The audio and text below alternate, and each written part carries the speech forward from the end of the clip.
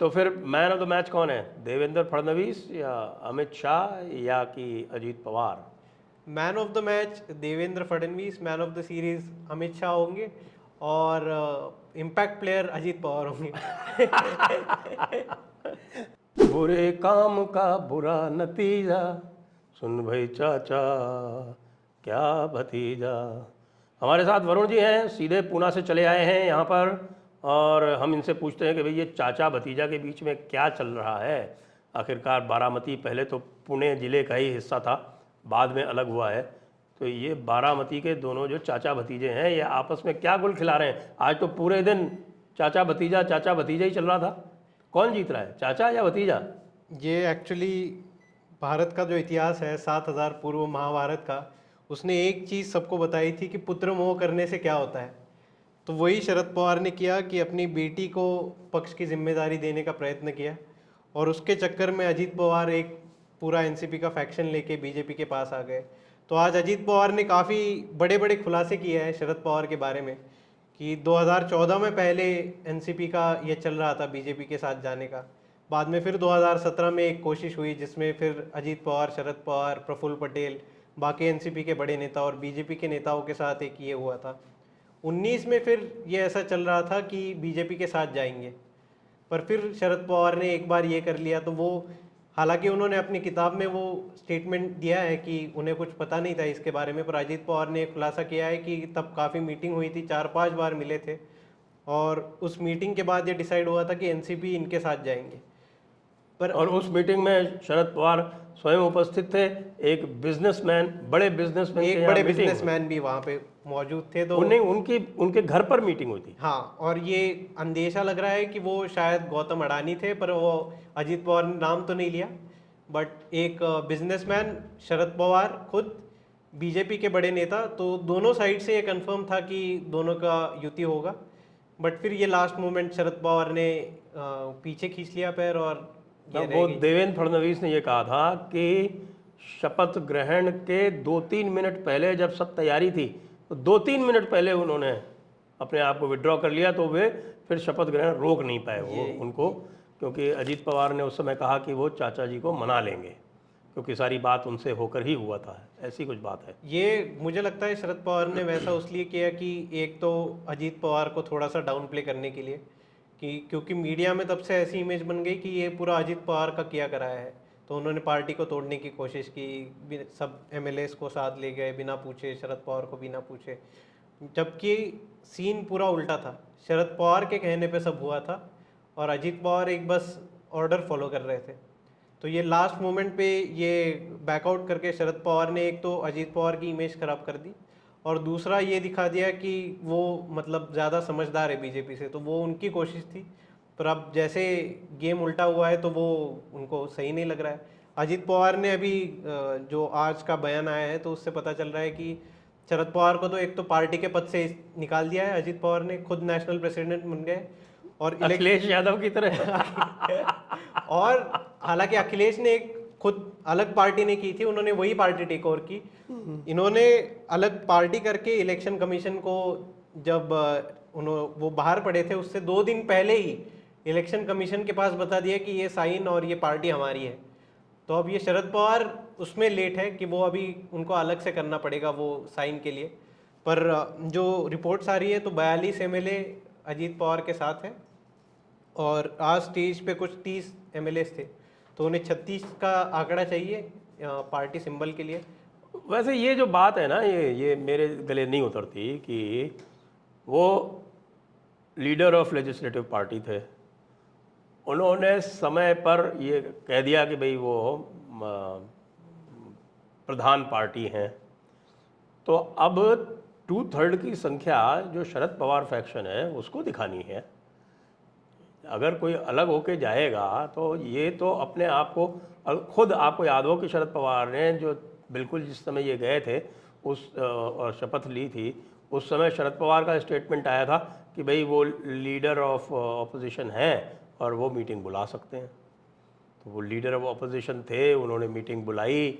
Leader of opposition का मतलब वो लेजिस्लेचर पार्टी के लीडर थे, और एज लेजिस्लेचर पार्टी के लीडर उन्होंने मीटिंग बुला के 42 लोगों के उस पर दस्तखत कराए और अपना समर्थन दे दिया। तो अब जो कोई टूट रहा है वो तो शरद पवार फैक्शन टूट रहा है।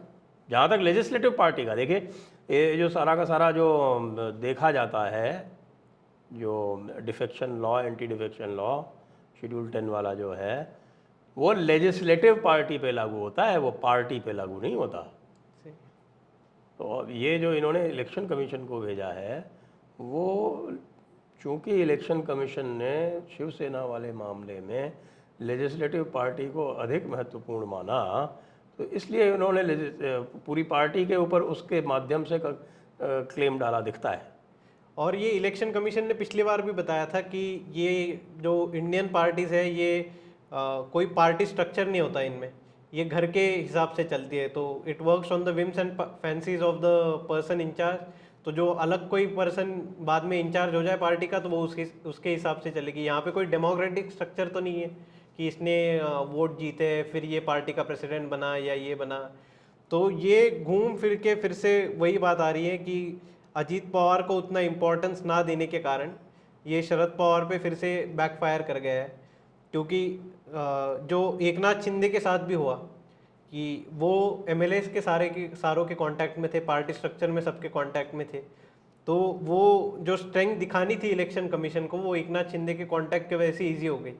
तो यहाँ पे महाराष्ट्र में भी ऐसा माना जाता है कि अजीत पवार का ग्राउंड पे काफ़ी कनेक्ट है।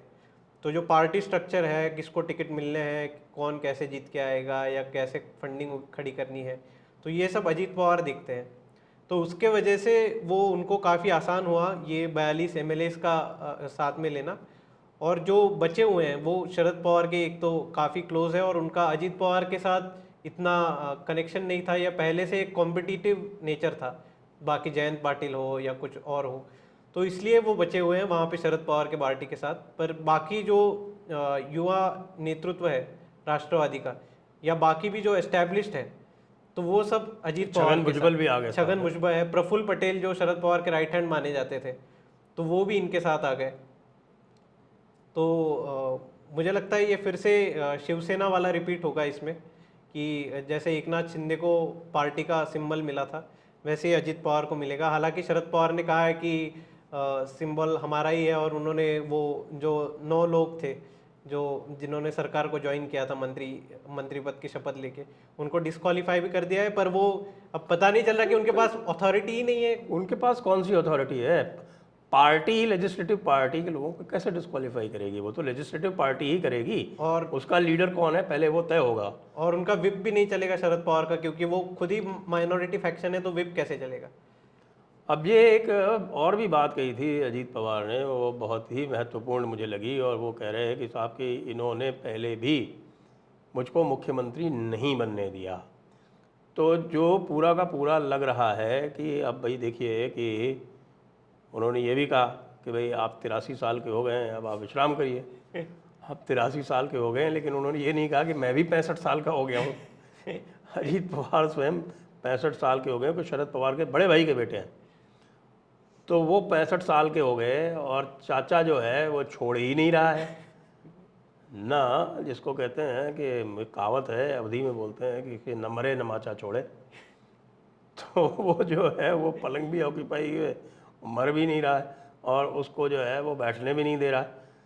2004 में एनसीपी की 2 सीटें ज़्यादा आई थी कांग्रेस से, 71 और 69, और उस समय शरद पवार अजीत पवार को सीएम बना सकते थे, उन्होंने नहीं बनाया। और उसके बाद भी जब भी कभी अवसर आया उन्होंने डिप्टी सीएम बनाना ही प्रेफर किया, कभी भी सीएम पद के लिए दावेदारी नहीं की। और अभी भी जैसा आप कह रहे थे वो बिल्कुल फीजिबल लगता है कि पहले अजीत पवार को कहा कि तुम इनसे मिल जाओ और लास्ट मोमेंट पे उनको डिच करके उनकी इमेज पूरी ख़राब कर दी, और पूरी ख़राब कर दी न केवल मीडिया में अपितु उनके जो कार्यकर्ता थे उनमें भी। तो इसलिए मुझे लगता है कि अवसर ढूंढ रहे थे प्रफुल्ल पटेल, हमारे अजीत पवार, और जो अभी कुछ नाटक किए उनका क्या था, जो पहले रिज़ाइन कर दिया और फिर वापस कर लिया, फिर उसके बाद कार्यकारी अध्यक्ष बना दिए। ये इसके actually- पीछे के क्या? ये एक्चुअली भेद शरद पवार को पहले से एक ऐसी हवा तो लग रही थी कि कुछ डिसकंटेंट है पार्टी में उनके पद को लेके। तो जैसे उनको वो पता चलने लगा कि ऐसा कुछ होने वाला है, तो उन्होंने खुद ही रिज़ाइन कर दिया। तो वो चाह रहे थे कि एक सिंपैथी वेव आ जाए। तो उस वक्त अगर हम देखें उनका रेजिग्नेशन जब हुआ, तो सब लोग कह रहे थे कि नहीं आप ही फिर से आ जाओ, आप ही फिर से आ जाओ, पर वो अड़े हुए थे कि नहीं, अभी नई जनरेशन को तैयार करेंगे। तो उस वक्त के जो स्टेटमेंट देखेंगे सबके, तो बस एक अजीत पवार ऐसे थे जो कह रहे थे कि नहीं, न्यू जनरेशन आनी चाहिए इसमें। बाकी सब कह रहे थे कि नहीं, पवार साहब रुकना चाहिए यहाँ पे, पार्टी प्रेसिडेंट, आपके बिना पार्टी नहीं चलेगी। तो उन्होंने उसके ऊपर क्या किया, एक नई कमेटी बिठाई जो उनके ही विश्वासु लोग थे कि उनका फैसला जो होगा वो पवार साहब लेकिन मान्य उसमें करेंगे। प्रफुल्ल पटेल, छगन भुजबल और अजीत पवार, ये 3 थे। और उसके अलावा शायद उसमें 2 लोग और जो थे, तो उनमें से 5 में से 3 तो उनको छोड़ गए। नहीं, पर वो एक सोचा समझा एक ऑर्केस्ट्रेशन था। उन्होंने पूरे महाराष्ट्र में एक वो वेव क्रिएट कर दी कि शरद पवार अब पार्टी में नहीं रहेंगे, पार्टी में नहीं रहेंगे। तो लोगों का भी, एक कार्यकर्ताओं का सपोर्ट आने लगा कि शरद पवार नहीं तो फिर कौन। तो उसके वजह से फिर बाकियों ने फिर थोड़ा सा एक काम स्टैंड लिया। उस वक्त शरद पवार को ही सपोर्ट कर दिया। उनको लगा कि ये जैसे पार्टी के ऑर्गेनाइजेशन में बस डिजोरे ये रहेंगे, पर डी फैक्टो तो हमें पार्टी चलाने मिल जाएगी। तो उनको फिर होप था कि बाद में जो कार्यकारी अध्यक्ष बनेंगे या जो बनेंगे, तो उनको फिर वो पार्टी में एक पावर का स्टेटस रहेगा। पर फिर वो बात हुई कि सुप्रिया सुळे को राष्ट्रीय अध्यक्ष बना दिया और वो महाराष्ट्र के स्पेशल प्रभारी बना दिया, जबकि सुप्रिया सुळे का कोई कनेक्ट है नहीं महाराष्ट्र में, ग्राउंड पे कोई पूछता नहीं। और स्टेटस तो ये था कि लास्ट टाइम भी उनकी सीट आएगी नहीं आएगी वो भी पता नहीं था, फिर भी उनको अजीत पवार के ऊपर एक स्टेटस दे दिया गया।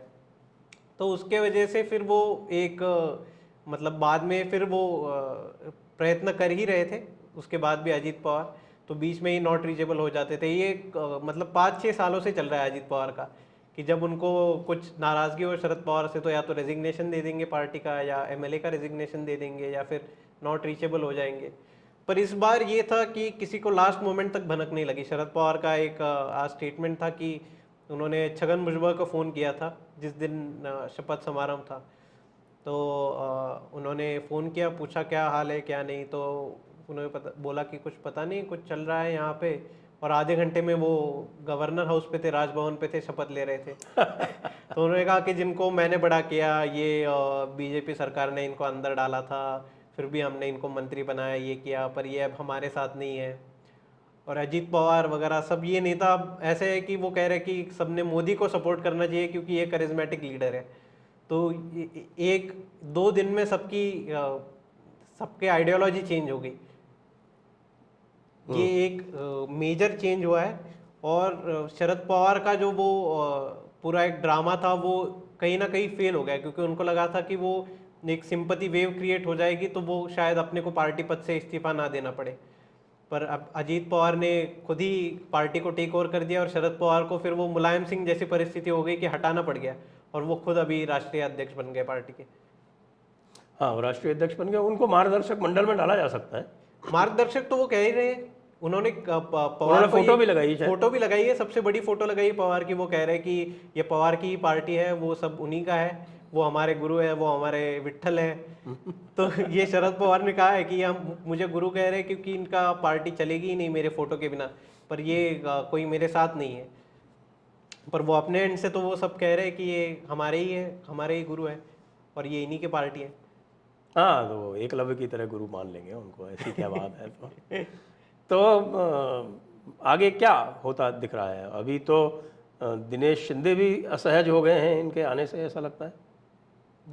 एकनाथ शिंदे भी जो हैं वो असहज हो गए हैं अजीत पवार के आने से। वो एक एक्चुअली बैलेंस ऑफ पावर के लिए किया गया है, क्योंकि काफ़ी बीच में ऐसे कुछ स्टेटमेंट्स आ रहे थे कुछ शिवसेना के मंत्रियों के, कुछ लोकल एमएलएस के, कि शिवसेना शायद ज़्यादा पावरफुल हो जाए, तो वो जो उनको चाहे वो पोर्टफोलियोज मांगने लग गए थे।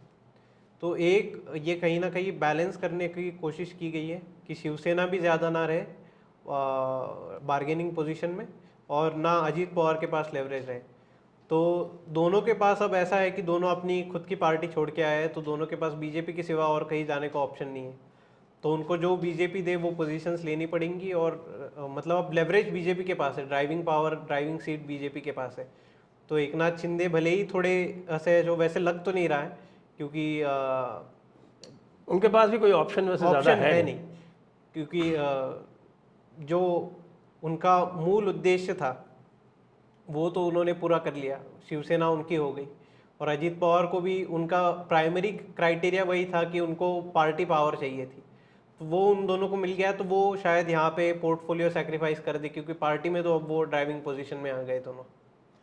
अब इसका इम्पैक्ट लोकसभा इलेक्शन पे क्या पड़ने वाला है?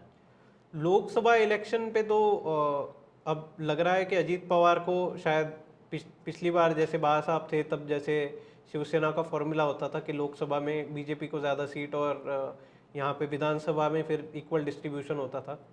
तो शायद ऐसा लग रहा है कि बीजेपी को 30-32 तक सीट मिल जाए लोकसभा में, और बाकी फिर राष्ट्रवादी और एक शिवसेना में डिवाइड हो। पर विधानसभा में तो अजीत पवार कह रहे हैं कि उन्होंने कुछ 90 सीट की मांग की है, पर वो अब तभी 90 सीट उनको दे देंगे तो बाकियों के पास क्या बाकी बचे? फिर बीजेपी को 120-130 ही लड़ाने पड़ेंगे, क्योंकि शिवसेना को भी 50-60 देने पड़ेंगे। तो वो तो सीट डिस्ट्रीब्यूशन तो शायद वो इलेक्शन के वक्त ही पता चलेगा। अभी से 1 week is big big period in politics, अभी तो 1-1.5 साल बाकी है। तो वो तब तक और कैसे पावर स्ट्रक्चर चेंज होता है, शरद पवार की पार्टी कितनी पावरफुल होती है, या फिर उद्धव ठाकरे की कैसी सिंपैथी वेव आती है, तो वो सीट डिस्ट्रीब्यूशन उस वक्त के पॉलिटिक्स के हिसाब से डिसाइड होगा। पर अब तो ऐसा लग रहा है कि बीजेपी को ज़्यादा अपर हैंड है सीट्स में। लोकसभा में अगर 30-32 सीटें ले जाती है तो पिछली बार इन्होंने 23 सीटें जीती थी, तो उससे तो ज़्यादा ही ले जाएंगे फिर। हाँ, कम से कम अगर बीजेपी 32 से 35 सीट अगर फाइट करती है तो उसमें से कम 28 सीट बीजेपी जीतने की पोजीशन में है, क्योंकि महाराष्ट्र में तो एक प्रो बीजेपी सेंटिमेंट है ही पहले से, और प्रो मोदी ज़्यादा है। प्रो मोदी सेंटिमेंट है, नहीं प्रो बीजेपी भी है, क्योंकि कुछ पॉकेट्स है ऐसे जैसे गोपीनाथ मुंडे का था, या फिर बाकी भी कुछ नेता थे बीजेपी के, तो उनके लिए सेंटिमेंट तो थी ही। पर अब जैसे एक तो नेशनलिस्ट सेंटिमेंट ज़्यादा है महाराष्ट्र में, तो आपने मुंडे का नाम लिया, धनंजय मुंडे तो इधर आ गए हैं। धनंजय बाकी मुंडे यहाँ आ गए। मुंडे सिस्टर्स का क्या होगा? यहाँ भी अब वो कजिन ब्रदर और सिस्टर वाला झगड़ा होगा। हाँ, मुंडे भाई सिस्टर्स, बहन का झगड़ा होगा। मुंडे सिस्टर्स का एक्चुअली ये है कि उनको भी वही प्रॉब्लम था जो हमने अभी सुप्रिया सुए के साथ डिस्कस किया, कि उनका लोकल कनेक्ट नहीं है। तो धनंजय मुंडे अभी काफ़ी 50-60 हज़ार के मार्जिन से जीते हैं, शायद मुझे याद नहीं अभी एग्जैक्ट नंबर, पर पंकजा मुंडे के अगेंस्ट वो काफ़ी बड़े मार्जिन से जीते हैं, क्योंकि उनका लोकल कनेक्ट था। और इनको एक ऐसा शायद लगने लगा था कि क्योंकि उनके पिता गोपीनाथ मुंडे थे, तो बाय डिफ़ॉल्ट उनको जितवा के देना चाहिए, जैसे राहुल गांधी का हुआ था अमेठी में कि हम गांधी परिवार से हैं तो हम ही जीतेंगे। तो वो जो हुआ 19 में, तो वो वहाँ पे महाराष्ट्र में भी हुआ कि पंकजा मुंडे काफ़ी बड़े मार्जिन से आ रही। तो अब तो ऐसा लग रहा है कि धनंजय मुंडे यहाँ आते ही फिर बीजेपी ने कांटे से कांटा निकाल दिया कि धनंजय मुंडे वहाँ पे पावर में आ जाएंगे और पंकजा मुंडे के पास और कोई ऑप्शन बचेगा नहीं, क्योंकि वो भी अभी पिछले कुछ महीनों में काफ़ी बार्गेन करने की कोशिश कर रही थी। उनको मंत्री पद चाहिए था या फिर कोई पार्टी में पोजीशन चाहिए थी। कोई एमएलसी बनाया हुआ है क्या? शायद नहीं, उनको अभी कुछ नहीं है। तो फिर किस तरह से मंत्री पद चाहिए उनको? नहीं, उनको चाहिए था, मतलब जब इलेक्शन हुए थे पिछले साल तो उनको अपेक्षा थी वैसे कि बनेगा, पर उन पे करप्शन चार्जेस थे, वो चिक्की का घोटाला हुआ था, तो उसके बाद से फिर उनको एक तरीके से साइडलाइन कर दिया फडणवीस ने, पर उनको होप्स तो थे। जी, वैसे प्रीतम मुंडे तो रिकॉर्ड मतों से जीती थी, लेकिन वो तो मोदी वेव में ही वो जीती थी। सिंपैथी, एक तो सिंपैथी वेव थी कि मुंडे एक्सपायर हुए थे और उनके सीट पे वो उनकी बेटी लड़ रही थी, तो एक तो वो था, और दूसरा मोदी फैक्टर तो था ही। पर अब इस बार के इलेक्शन में देखना पड़ेगा कि कैसा होता है। तो फिर मैन ऑफ द मैच कौन है? देवेंद्र फडणवीस या अमित शाह या कि Ajit Pawar? Man of the match Devendra Fadnavis, man of the series Amit Shah होंगे, और इम्पैक्ट प्लेयर अजीत पवार होंगे। बहुत बहुत धन्यवाद वरुण, और आप सभी दर्शकों को बहुत बहुत धन्यवाद। जय हिंद, वंदे मातरम। वंदे मातरम।